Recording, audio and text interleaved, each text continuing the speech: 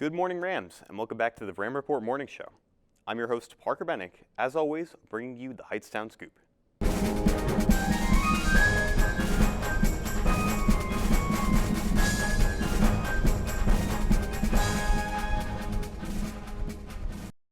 This Sunday, as you all know, we get to celebrate all the hard work that mothers do, even though you should be appreciating it every single day. Anyway, here's Alex Fayes with the story. This Sunday marks perhaps the most underrated holiday in the world, Mother's Day. A day where you tell your mother and grandmother how much you appreciate them. Usually people will buy their mothers a card, some flowers, maybe candy, but us here at the Ram Report have a different idea. This year has been especially tough for mothers, especially mine. So this year, you gotta go all out. Bring your mother breakfast in bed, take her out to lunch, get her nails done, heck, even buy her a new car. But the one thing that you need to do, regardless of what year it is tell your mother that you love her. So make sure you do that today, tomorrow, Sunday, and every day of the year. I'm Alex Fayes with the Ram Report. Happy Mother's Day. Thank you, Alex, and make sure to show your mother love every single day, not just this weekend. As the year starts to come to a close, we're sure you have a lot on your plate as a student. But don't worry, because we've got just the thing. Here's Meghan Sharpe with another moment of Zen.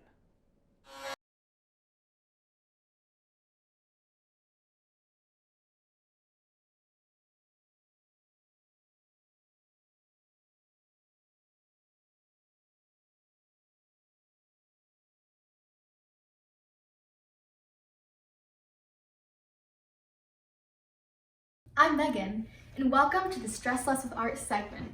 The purpose of this is to provide a fun way for people to de-stress using art. Why don't you step into my studio? For today's art project, we'll be doing a scribble portrait, and all you need is a piece of paper and a pen. If you want to find out more, go to the Stress Less with Art Instagram page, hhs.stresslesswithart. Hope you have a stress-free day.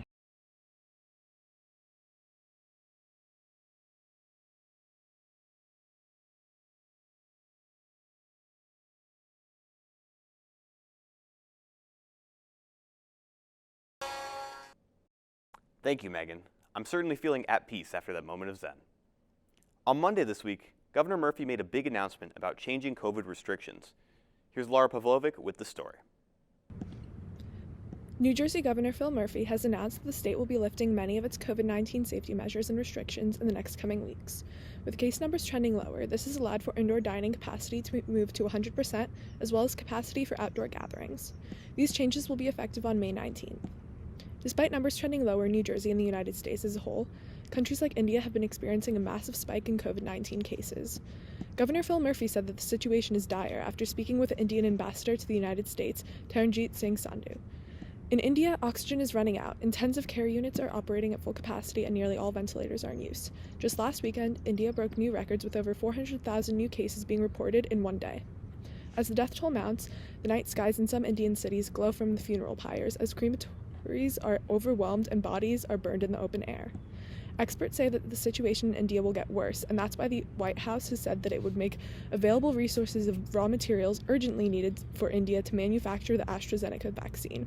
I'm Laura Pavlovic for the Ram Report. Back to you in the studio. Thanks, Laura, and hopefully we see the dire situation in India improve. Moving on to sports, the boys' tennis season is off to a promising start. Here's Rakshan Patel with more on the story. Our next spring sport to highlight on Ram Report is the boys' tennis. They're off to a mixed start as well. The boys are 3-2, including a 3-1 victory versus Hamilton West. They're 5-0 shutouts against Allentown and Nottingham, but they suffered 2 unfortunate losses against Princeton and West Windsor. Single matches have been huge successes from Jake Pandina and Uncle Solanke, bringing home many victories for the Heightstown.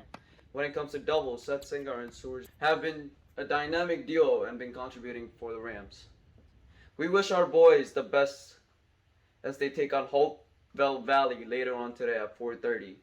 We also look forward to continue them taking this dominance over other opponents that they face in the future. I'm Rakshan Patel from the Ram Report. Back to you in the studio. Thank you, Rakshan. Hopefully they can continue taking their wins. On Wednesday, we delivered a Ram Report special report highlighting the musical, The Theory of Relativity. It'll be streaming tonight at 7 p.m., so in case you missed it, here's the segment.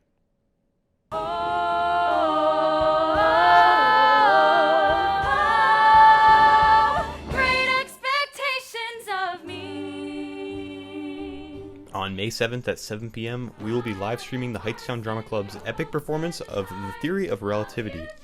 Due to the pandemic, the show could not happen in a normal fashion, of course, which is why we here at the Ram Report decided to lend a helping hand, utilizing our studio equipment to record the show in our very own auditorium. As to be expected, the cast did not disappoint, and the show includes countless fantastic musical numbers and acting performances. Here's Maddie Strickland, an actor in the musical, with why you should check it out. This is the first year that the musical has been released as a live stream link instead of inviting audience members to come to see it in person in the auditorium. We didn't get to perform our musical in front of a live audience last year, so we're really hoping that this will make up for everything that we've lost. And the fall play looked amazing, so we're really excited to see how the musical turns out. This show consists of multiple different character stories, so it'll be relatable to all different kinds of audience members. We're really excited to show you guys what we've been putting together. If you're looking for an excellent show, head to the link in the description to purchase your tickets at $10 a piece. Trust me, you don't want to miss out on this performance. But don't just take our word for it. See for yourself. Here's a sneak peek at Carly Teitelbaum's performance of Me and Ricky. Me and Ricky, we would always have us. Before Ricky, I never had a boyfriend. Guys just never saw me that way. So when Ricky set his eyes on me, well, I fell fast and hard. Wah, wah, wah, wah, wah. If Ricky beckoned, I'd be there in a second. For him, I changed my wardrobe and hair. My friends, they were wary, found Ricky kinda scary, but they were jealous, I'd swear. We hope to see many of you supporting the HHS Drama Club tonight. Recently, the Heightstown FCCLA competed in the State Leadership Conference, with the following students winning gold medals: Cassidy Halligan, Sadeep Murti, Katie Scheid, Amira Marino, and Nicole Pereira, with Amira and Nicole also winning scholarships to Johnson & Wales University. For the full list of categories, everything can be found on the district website homepage. Congrats to our winners. It's been another week, which means it's time for another Carmona's Cut. This time he will be reviewing the Best Picture winner, Nomadland. So without further ado, here's Josh Carmona. Hey Rams, and welcome back to Carmona's Cut, where I give you my take on the movies. I just saw the 2021 Oscar winner for Best Picture, Nomadland, and it was great. Nomadland tells a story so real you'd be forgiven for thinking it's a documentary, and well, this is because it's based on a journalistic book which shares the title. The film does a great job of portraying the state of our nation post-recession, highlighting the struggle everywhere, which we often overlook. While Nomadland's setting is integral to its story and themes, where the film really shines is its characters. The story centers around Fern, one of many nomads in America, always on the move and always looking for work to keep the wolf from the door. Besides Frances McDormand, who plays Fern, all the characters aren't played by actors, they're played by, well, themselves. They're all somewhat dramatized versions, but the characters are real nomads. Under the direction of Chloe Zhao, they all deliver great performances. As you're guided through vignettes of Fern's life, you see every aspect of the nomad experience, the good, the bad, the funny, the scary, everything.